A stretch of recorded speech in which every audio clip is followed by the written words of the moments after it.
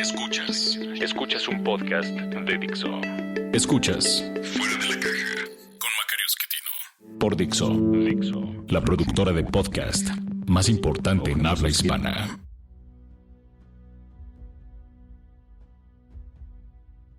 Bienvenidos, esto es Fuera de la Caja. Yo soy Macario Esquetino, le agradezco mucho que me escuchen. Esta es la emisión número 49 de este podcast y como todas las emisiones nones nos corresponde hablar de la coyuntura, lo que está pasando en estos momentos, y creo que el tema más relevante sigue siendo económico.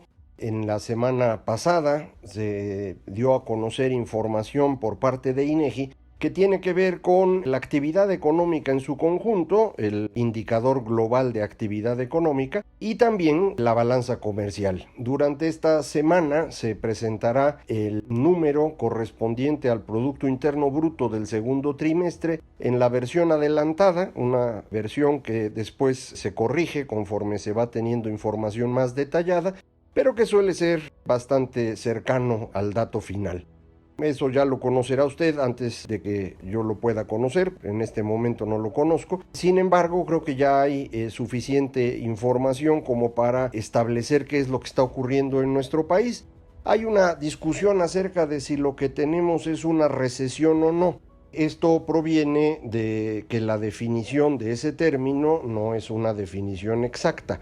Cada país puede medirlo de forma distinta. La mejor medición, me parece, es la que tiene Estados Unidos, cuya Oficina Nacional de Investigación Económica, National Bureau of Economic Research, es el nombre que ellos utilizan, tiene una definición bastante práctica, pero que no es detallada o no es exacta en su forma de aplicarse.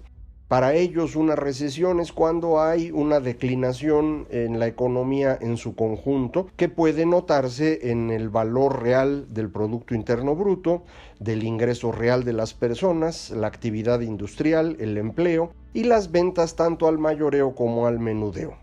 ¿Qué exactamente significa declinación general? Pues esta es la parte que no es trivial. Y para ello lo que se hace es juntar expertos que den su opinión acerca de si ciertos valores muestran esa declinación o no. En México no tenemos ese comité, o no lo teníamos, porque afortunadamente uno de los nuevos subgobernadores del Banco de México, Jonathan Heath, que durante muchos años pues le ha gustado meterse a las estadísticas económicas e incluso publicó un libro para INEGI bastante útil que puede usted encontrar en internet muy fácil y es gratuito, se llama Lo que indican los indicadores. Jonathan Heath propuso que se creara un comité en México para hacer esta actividad, es decir, identificar el comportamiento de la economía y poder decir aquí está empezando una recesión, aquí está terminando una recesión. Este comité es muy reciente, no tiene más de 2 meses y me parece que va a ser muy útil que nos ayuden ellos a definir con claridad cuándo hay y cuándo no hay una recesión. Por ejemplo, a mí me parece que el comportamiento de las variables económicas indica una declinación general. Pero para otros economistas, declinación solamente debe aplicarse cuando los valores son negativos. Y ahí, bueno, pues por ejemplo, varios de los indicadores a los que me refería hace un ratito no han sido negativos durante varios meses, sino solamente en algunos momentos. Por ejemplo, el empleo. Tuvimos caída en empleo en diciembre y en junio. Todos los demás meses hay creación de empleos, pocos, menos que el año pasado, pero son positivos. Para mí eso es una declinación porque efectivamente se crean menos empleos en tasa anual de lo que antes se creaba. Pero otra persona puede decir, pues si no son negativos, no hay una declinación. Entonces por eso el comité va a ser muy útil y pues hay que esperar a que ellos definan si tenemos o no recesión y en su caso cuándo empezó. De manera que ya no voy a utilizar la palabra recesión. Ahora voy a utilizar otro término para hablar de la economía mexicana, que es descomposición. Es decir, no sé si se va a cumplir o no la definición que se va a utilizar en México. Lo que sí estoy viendo es una descomposición general de la economía mexicana. Tal vez sea una situación peor, tal vez sea mejor, eso pues también lo podremos discutir después. Pero lo importante es identificar el proceso en el que estamos. Y para eso los datos que publicó INEGI son útiles. El indicador global de actividad económica mostró una caída de menos 0.3% en comparación anual. Es una caída pues relativamente pequeña, pero proviene de un dato muy atípico. Hay una actividad económica que me parece que es lo que comúnmente llaman el outsourcing, que es la prestación de servicios de apoyo a las empresas, de manejo de desechos, etc. Esta actividad tiene una gran variación en su comportamiento. Mes a mes, usted puede encontrar crecimientos de 10% o contracciones de 10%.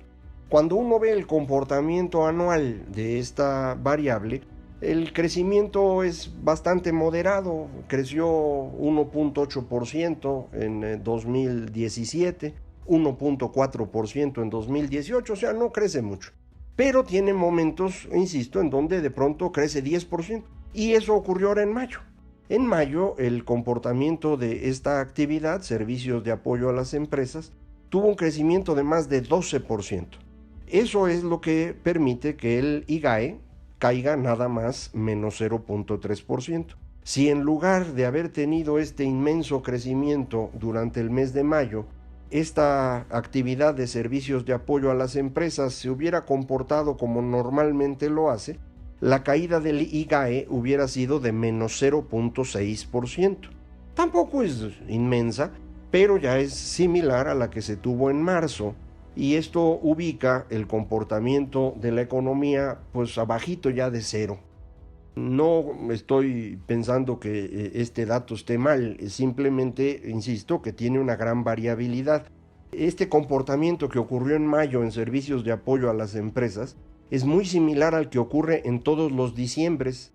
El asunto es que ahora ocurrió en mayo. Ignoro si hubo alguna medida general en quienes se dedican al outsourcing que explique esto y que nos ayude a entender lo que está ocurriendo en ese sector.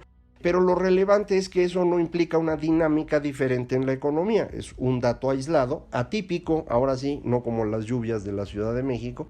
Este sí es atípico. Y es muy probable que en junio lo que tengamos en este rubro sea pues un comportamiento normalito o incluso una caída que compense este gran crecimiento. Ya lo veremos.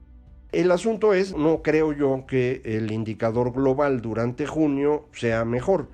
Y no lo creo por el otro dato que se publicó el viernes pasado, que fue la balanza comercial. El dato de la balanza comercial es verdaderamente increíble. Lo que tuvimos fue un superávit comercial durante junio de 2019 por 2.500 millones de dólares. Este es un dato extraordinario. Para todo el trimestre, es decir, de abril a junio, el superávit comercial de México es de 5.000 millones de dólares. Ningún trimestre en la historia de este país había tenido un superávit de ese tamaño. Es la primera vez que ocurre. Y mi preocupación es que un superávit comercial, en el caso de México, solamente ocurre cuando hay una crisis económica. Nosotros normalmente importamos más de lo que exportamos. Cuando estamos creciendo, importamos más, nuestras exportaciones no alcanzan a compensar y tenemos un déficit. Y la dificultad tradicional del manejo de la economía ha sido administrar las cosas para que este déficit no crezca demasiado y nos complique la vida. Pues ahora está ocurriendo lo contrario. Un superávit en México de manera estable solamente lo hemos visto entre 82 y 88 en esa inmensa crisis que terminó con los tiempos del régimen de la Revolución, y después entre 95 y 97 alrededor de la gran crisis de 95. Fuera de eso, algunos meses o trimestres de pronto nos dan un superávit, pero no nada cercano a los 5.000 millones de dólares de hoy. De hecho, pues estábamos moviéndonos en un déficit de 3 o 4.000 millones de dólares por trimestre. Y ahora brincamos a un superávit de 5.000 millones de dólares. Esto lo que implica es que la economía no está creciendo y las exportaciones se siguen moviendo. De hecho, el dato de junio es que las exportaciones no petroleras crecieron 2.8% en términos anuales, un crecimiento chiquito, pero sigue siendo un crecimiento. Mientras que las importaciones, también no petroleras, cayeron menos 6%. Al interior de estas importaciones, las que corresponden a bienes de capital, es decir, maquinaria, equipo, material de transporte para las empresas, cayeron menos 21.2%. Esto es una caída brutal. Esto lo que significa es que no hay inversión. Ya en mayo teníamos una caída en construcción del orden de 9%, medido por el IGAE, medido en ingreso de las empresas constructoras, la caída fue 10%. Y ahora en junio el dato es que pues no estamos comprando maquinaria fuera de México. Esto significa que la construcción y las importaciones de bienes de capital, al hundirse, están mostrándonos una inversión que se cae. El único dato que nos faltaría para poder tener la inversión completa es cuánto se está comprando en México de maquinaria y equipo. Ahí no hay ningún indicador adelantado, lo único que podríamos utilizar son las ventas internas de vehículos, incluyendo vehículos ligeros, camionetas, etc. Y ahí la caída ha sido de 11%. Entonces, bueno, ya sabremos cuánto es, pero la inversión se está desplomando. Esta caída de la inversión está siendo compensada con un aumento en el saldo positivo de la balanza comercial. Es por esa razón que el dato del Producto Interno Bruto es muy probable que no sea tan malo. Es decir, va a estar probablemente negativo contra el primer trimestre de este año, pero positivo contra el mismo trimestre del año pasado, es decir, contra el segundo trimestre de 2018. Estaremos en ceros, es decir, el comportamiento de la economía durante este primer semestre de 2019 pues estará cercano a cero. Y uno diría, bueno, pues está estancada la economía. Pero no, es peor. No es solo que está estancada la economía, es que ese estancamiento proviene esencialmente de un desplome de la inversión. Y si la inversión se desploma, esto significa que no estamos construyendo una capacidad productiva para el futuro, de forma que el crecimiento futuro empieza a caer. Esto quiere decir, en pocas palabras, que es probable que no tengamos una gran crisis económica, pero sí tenemos asegurado ya el estancamiento.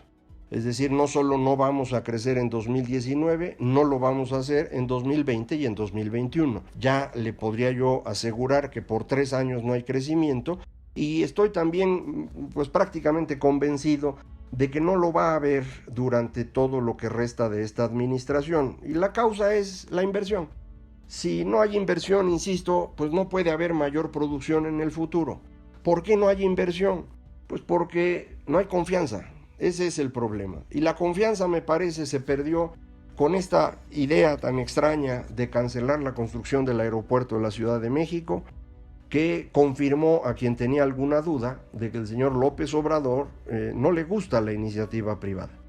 Si esto lo hubiera hecho otro presidente, a lo mejor podría uno tener alguna interpretación distinta.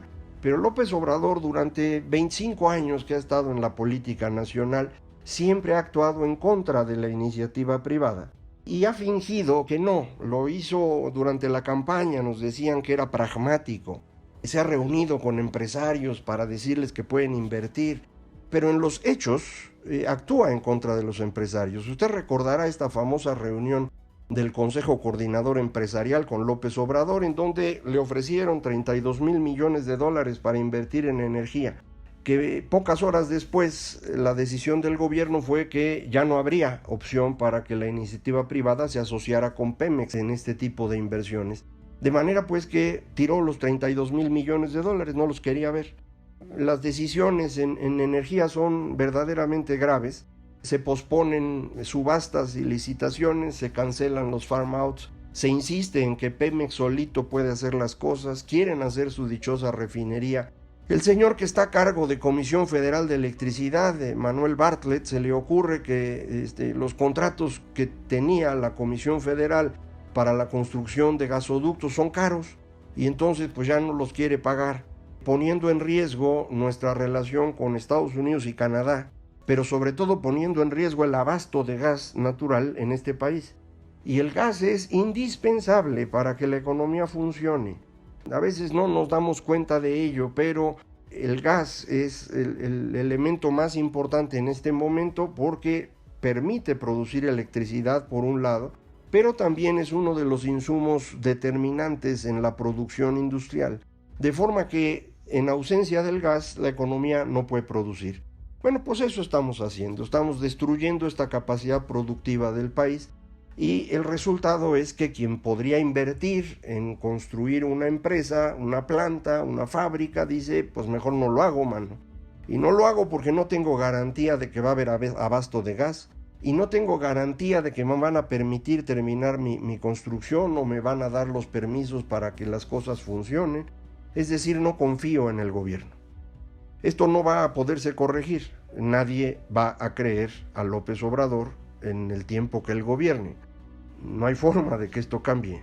Yo quisiera decirle que sí, que podría hacer algo para que le creyeran. Yo dudo mucho que esto ocurra. De manera pues que la inversión se mantendrá en el nivel que tiene hoy, pues durante el resto del sexenio. El nivel que tiene hoy es equivalente en comparación al tamaño de la economía al que teníamos en 2004, hace 15 años.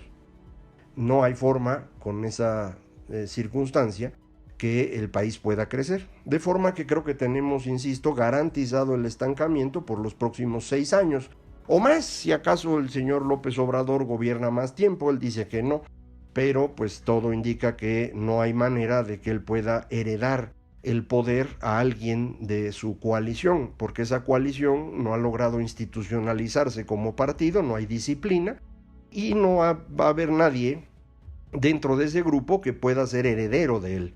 Él insiste en que va a participar en 2021 con esta revocación de mandato, que aquí hemos comentado es un paso en la reelección o la permanencia en el poder, pero pues si participa en esta revocación de mandato, eso le va a impedir institucionalizar Morena y ya no le va a dar tiempo. En 3 años no va a poder construir un sucesor, va a tener que ser él mismo o alguien suficientemente cercano a él como para que la población crea que efectivamente él va a estar detrás.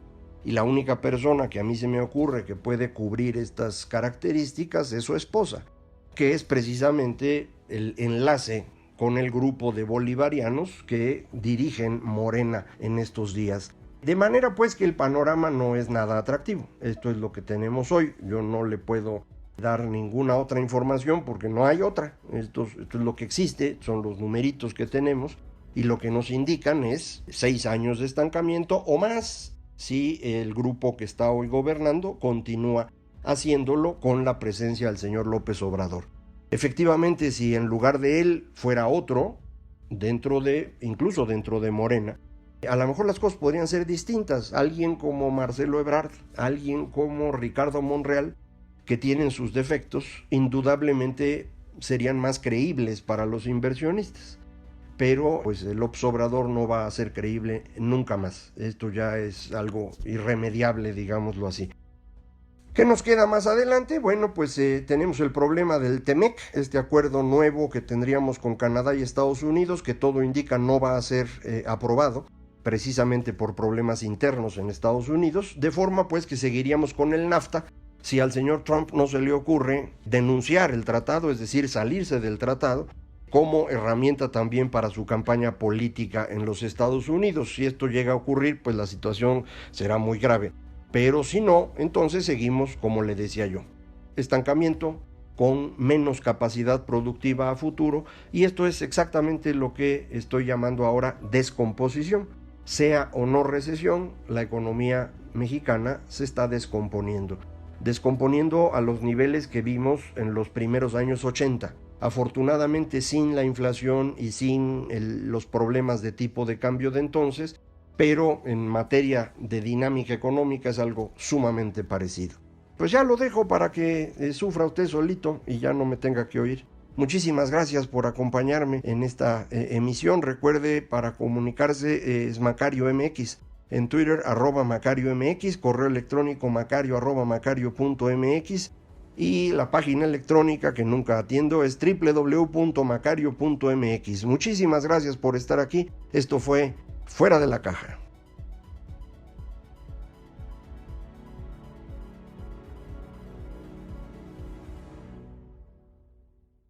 Dixo presentó Fuera de la Caja con Macario Esquetino.